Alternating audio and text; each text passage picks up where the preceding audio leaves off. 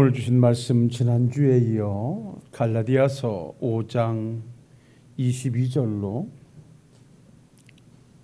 23절 말씀 받들도록 하겠습니다.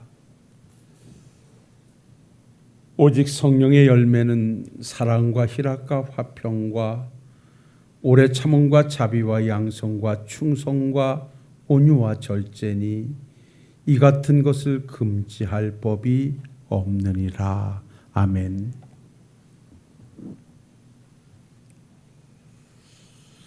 우리는 성령 강림 주일에 이어서 성령께서 하시는 일이 무엇이고 또한 우리는 왜 성령을 따라 살아야 하는가, 그리고 더 나아가서 성령을 따라 사는 사람의 모습은 오늘 우리에게서 어떤 모습으로 보여져야 하는가 라고 하는 부분을 연속해서 말씀을 이어가고 있습니다. 성령으로 말미암아 우리를 구속의 은총으로 인도받게 되어졌고 십자가의 은혜 안에 우리의 죄를 내놓을 수 있었고 그 성령에 의하여 우리는 구원함에 동참하게 되는 큰 은혜를 입고 하나님의 자녀가 된 우리들에게 또한 하나님을 위하여 일하라 사명을 주셨음에 또 그 사명 감당할 수 있음도 성령이 함께 하심으로 그 능력을 받아 오늘에 이르기까지 하나님의 백성으로 하나님의 일꾼으로서의 삶을 살 수 있다라는 말씀을 우리는 전제해 놓고, 그래서 우리는 구원을 완성해 가며 하나님으로부터 주어진 사명을 잘 감당하기 위해서는 성령 충만한 삶을 살아야 된다. 성령 충만함이라고 하는 것은 우리가 성령의 의지 속에 머물러 성령의 지배를 받으며 내 모든 것이 그의 통치하에 사는 것이 성령 충만함이다. 성령 충만함은 우리가 아버지 앞에 가는 날까지 지속적으로 간구하고 채워져 가야 할 것이기에 우리에게 임하는 성령을 우리는 스스로 소멸하지도 말고 성령을 근심시키지도 말아야 된다.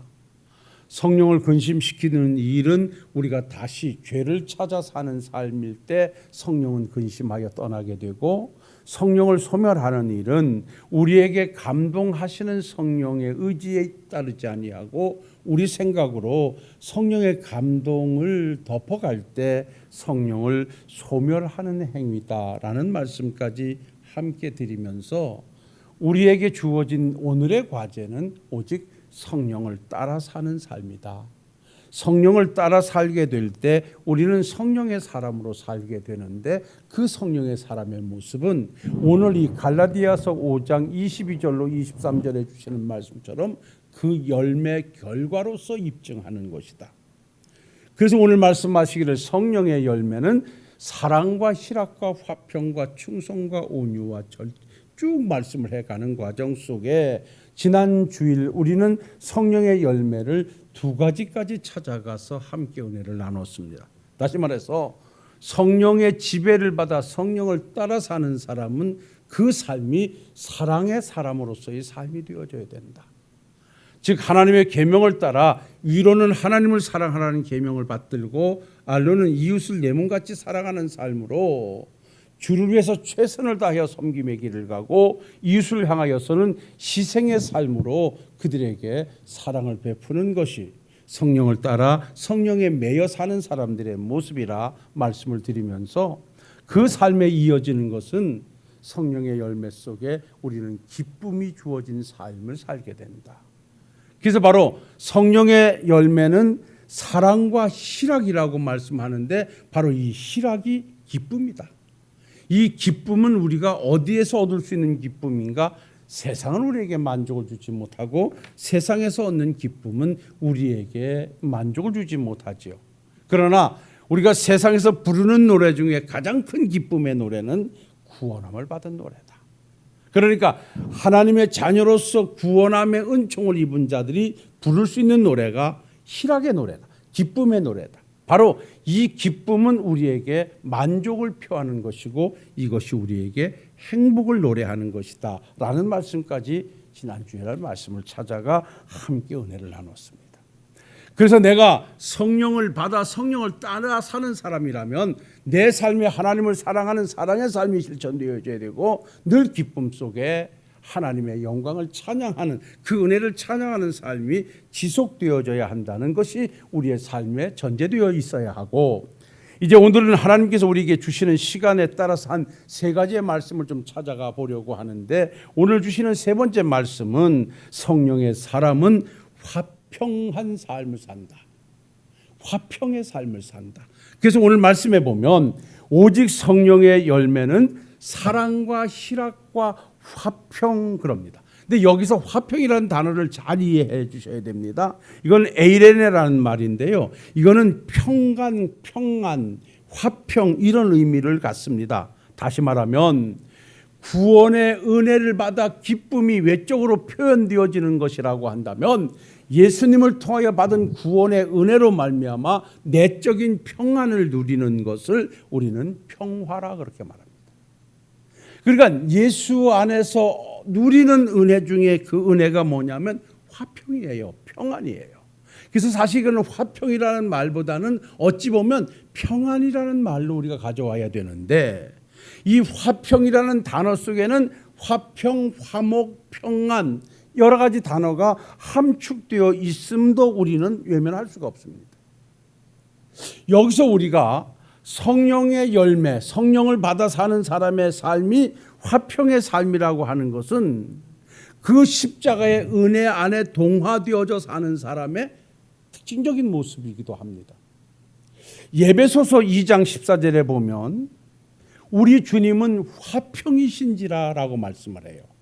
그러면서 하나님과 우리와 죄의 담으로 막힌 것을 허시기 위해서 십자가로 오셔서 당신의 몸으로 그 담을 헐어주셨다 그랬어요. 그래서 하나님과 우리를 하나로 화목하게 했다라고 성경은 말씀하고 있어요. 그러니까 하나님과 우리가 예수의 십자가의 은혜로 화목을 이루어 사는 삶을, 내 안에 주가 되어 계시는 주님의 은혜를 모시고 사는 삶 속에 만들어지는 것은 평화라고 하는 거예요. 평안이라고 하는 거예요.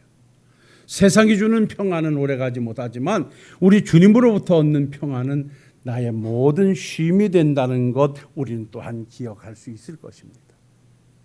그래서 예수 안에 구원의 은총을 받은 사람이 천국을 소망하며 기쁨의 노래와 더불어서 내적인 평안을 구가하게 되는 것은 구원받은 자만이 할 수 있는 특권이라 할 수 있을진데, 여기서 우리가 하나의 과제가 주어진다라고 하면 이렇게 하나님과 우리와의 죄로 막힌 담을 예수님의 십자가의 은총으로 헐어 화평하게 만들어 놓으시고 우리에게 주어진 과제는 뭐냐? 화평한 삶을 살아라. 우리가 구원을 완성해가고 하나님의 자녀로서의 삶을 살려고 하면 언제든지 함께하는 이들과 화목하라. 하나님과 화목하고 이웃과 화목하라. 이것이 성경이 주시는 말씀이에요. 그래서 하나님의 말씀을 따라가 보면요, 마태복음 5장 23절로 24절에 그러므로 예물을 제단에 드리려다가 거기서 형제에게 원망 들을 만한 일이 있는 것이 생각나거든 예물을 제단 앞에 두고 먼저 가서 형제와 화목하고 그 후에 와서 예물을 드리라 그랬습니다. 하나님께 예배하는 일, 하나님과 화목의 중요한 일입니다. 그럼에도 불구하고 형제에게 원망 들을 만한 일이 있는 것이 기억되거든 예배를 잠시 내려놓고 그 형제와 화목하고 난 이후에 와서 그 예배를 드리라. 오늘 그렇게 말씀할 정도로 우리에게 주어진 화목의 과제는 큰 것이라 할 것입니다. 그래서 마태복음 5장 9절에 천국의 팔복을 말씀하는 것 중에 하나가 화평하게 하는 자는 복이 있나니 하나님의 아들이라 일컬음을 받을 것이다 라고 말씀을 합니다. 그러니까 예수 그리스도로 말미암아 하나님과 화평을 만들어 사는 우리는 함께 살아가는 이웃과의 관계에서 언제나 화목을 만들어 사는 사람들이 될 때 우리는 하나님의 사람이라는 것을 입증하게 될 것이고, 이것은 성령을 따라 사는 사람의 참된 모습을 보여주는 것일 것입니다. 이러한 말씀 앞에 다시 한번 오늘 우리의 삶을 한번 돌아보고 나를 한번 내보십시다. 과연 나는 하나님의 거룩한 백성 되어 성령을 따라 사는 삶일진데 나는 지금 뭔가 불화하고 나와 불편한 관계를 가지고 있는 이웃은 없지 않는가? 한번 살펴보면서 오늘 이 성령의 사람으로 멋진 삶을 살아내기 위해서 한번 화목을 만들어 가실 수 있는 우리 식구들이 되시기를 주의 이름으로 축원합니다. 히브리서 12장 14절에 이렇게 말씀합니다. 모든 사람과 더불어 화평함과 거룩함을 따르라. 이것이 없이는 아무도 주를 보지 못하리라 하셨고요. 야고보서 3장 17절로 18절에 오직 위로부터 난 지혜는 첫째가 성결하고 다음은 화평하고 관용하고 양순하며라고 말씀을 이어갑니다. 어디든지 하나님의 사람 된 사람의 삶에는 화목이 만들어져야 된다. 그러니까 내가 있는 자리가 화목이 만들어지는 자리가 되어야 된다. 내가 있는 자리가 하나가 둘로 되어지는 화목을 깨는 자리라고 한다면 나는 성령의 지배를 받는 삶이 아니라는 것이 입증되는 것이므로 오늘 주신 세 번째의 성령 받아 사는 사람의 모습은 어디에서나 내가 하나님과 화평하고 화목을 만들어 산다는 이 사실 앞에서 내 삶을 한번 만들어 가시는 우리 식구들이 되시기를 주님의 이름으로 축원합니다.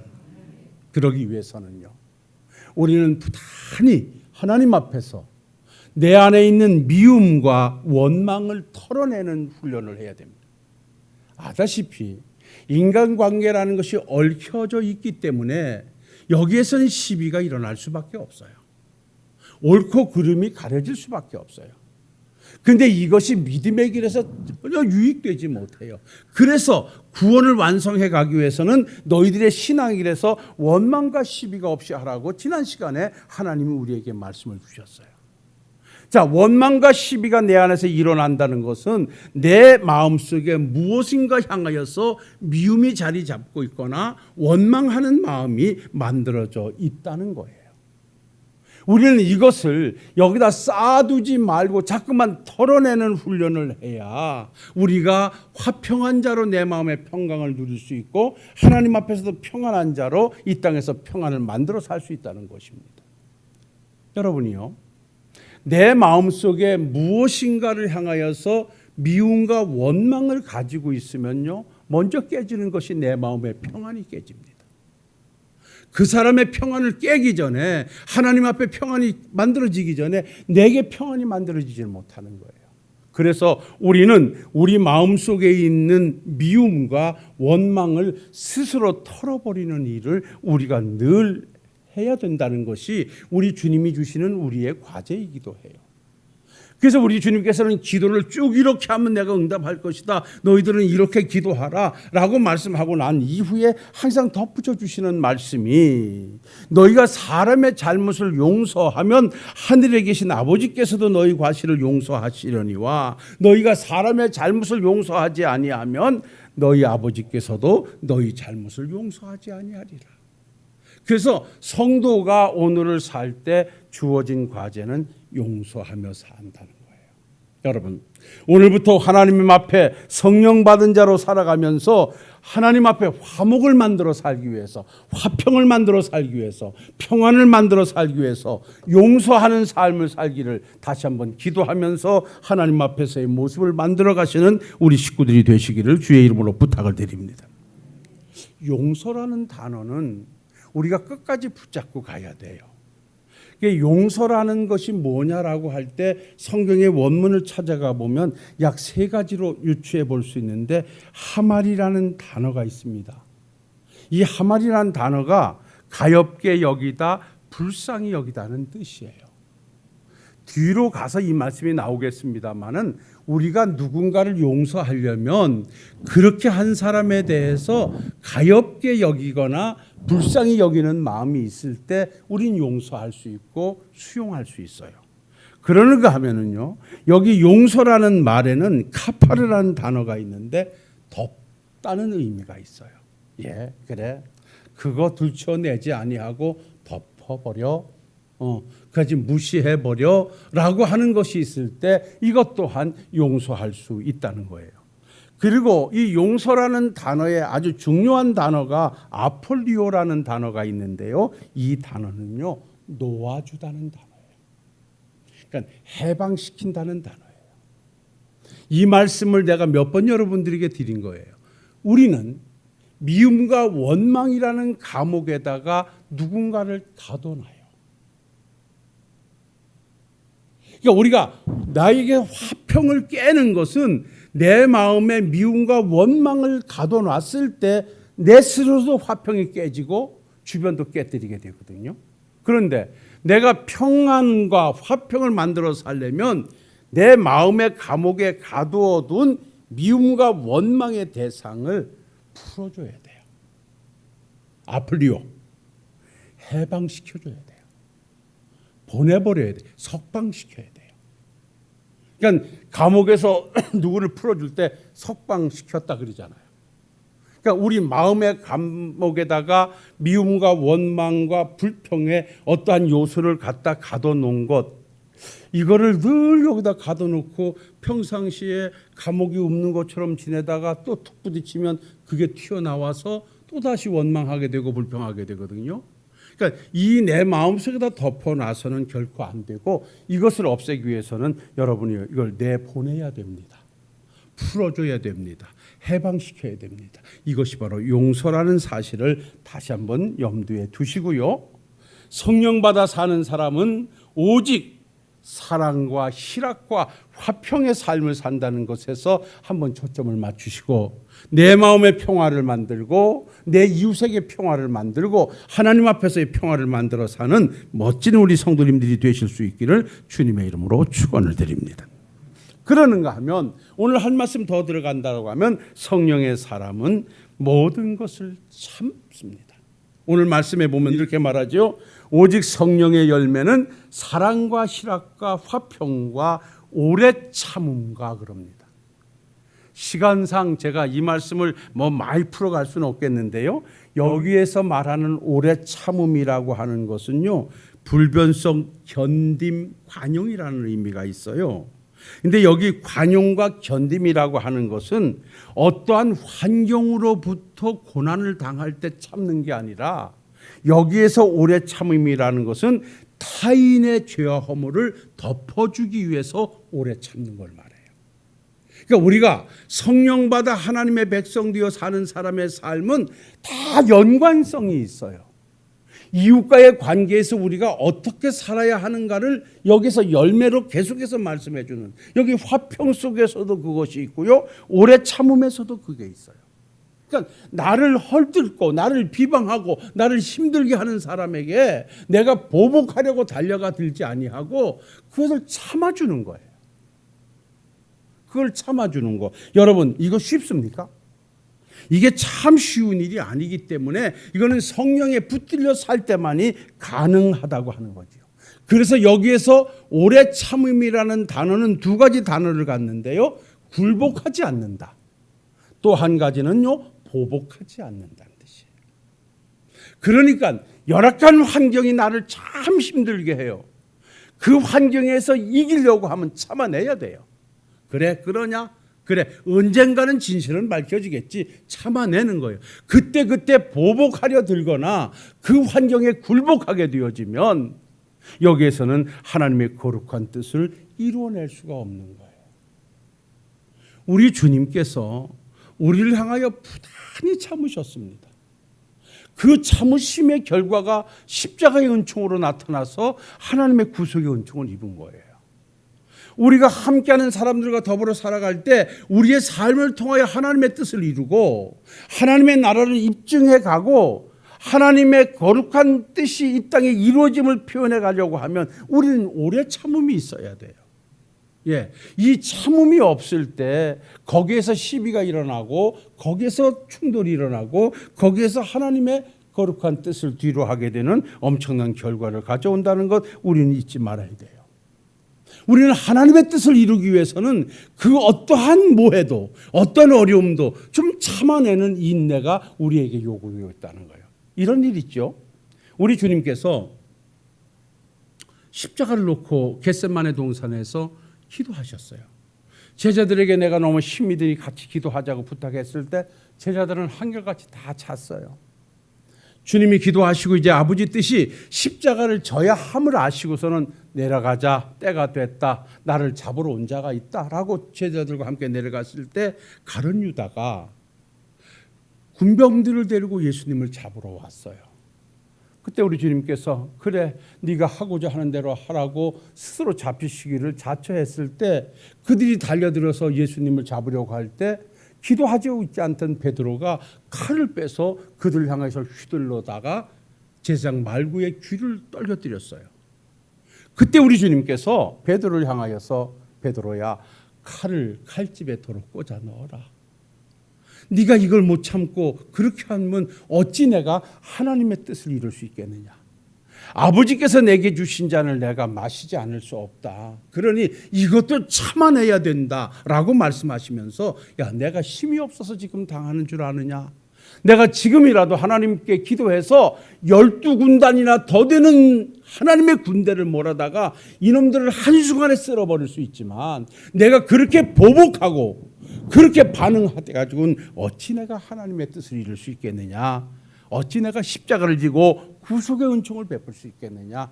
참아야 한다라고 말씀하시면서 칼을 도로 집에 꽂아 넣으라고 당부하셨던 말씀을 봅니다.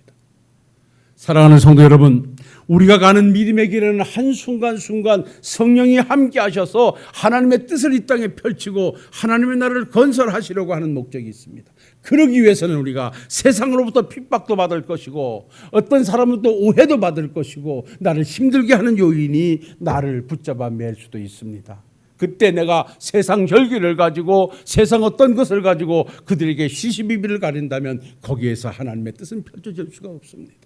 그래서 오늘도 말씀합니다. 성령의 사람은 오래 참음의 열매를 가지고 그 뜻을 이루어 간다는 것 오늘 기억하시면서 우리가 삶이 좀 억울하고 힘들어도 하나님의 거룩함을 드러내기 위해서 참아낼 수 있는 우리 식구들이 되시기를 주의 이름으로 축원합니다. 그리고 더 나가서 한 말씀을 오늘 결론으로 말씀을 드리죠. 성령의 열매는 사랑과 희락과 화평과 오래 참음과 자비라고 말씀하고 있습니다.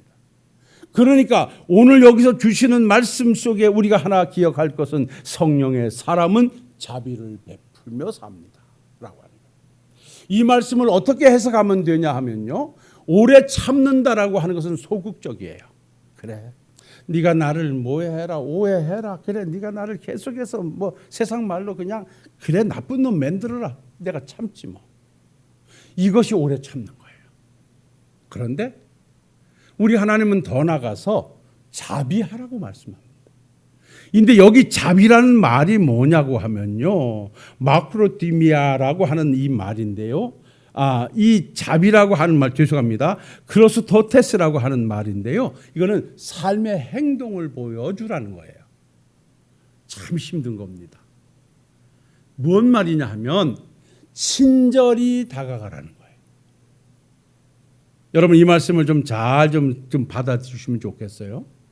우리가 살아가면서 나를 모해하고 나를 힘들게 하고 나를 욕하고 막 이래요. 이럴 때 우리는 부단히 오래 참아주라는 거예요. 근데 오늘 이 말씀에서 참는 것을 넘어서 자비하라고 하는 것은 그에게 가서 왜 그러는가 한번 전혀 거기에 개의치 말고 친절을 베풀어 주라는 거예요. 그러게 되면 그는 다시 제자리로 돌아온다는 거예요. 여러분, 자비라는 말이 쉬운 말이 아니에요. 아니, 나를 욕하는 사람을 참아주는 것도 힘든데 그 가서는 왜 욕하시는데 참 힘들지요. 그것도 쉽겠습니까? 우리 주님이 이렇게 말씀을 하셨어요. 이 말씀이 우리에게 뭐냐면 로마서 12장 17절로 21절에 보면 잘 들어보세요. 아무에게도 악을 악으로 갚지 말고 모든 사람 앞에서 선한 일을 도모하라. 할 수 있거든 너희는 모든 사람과 더불어 화목하라.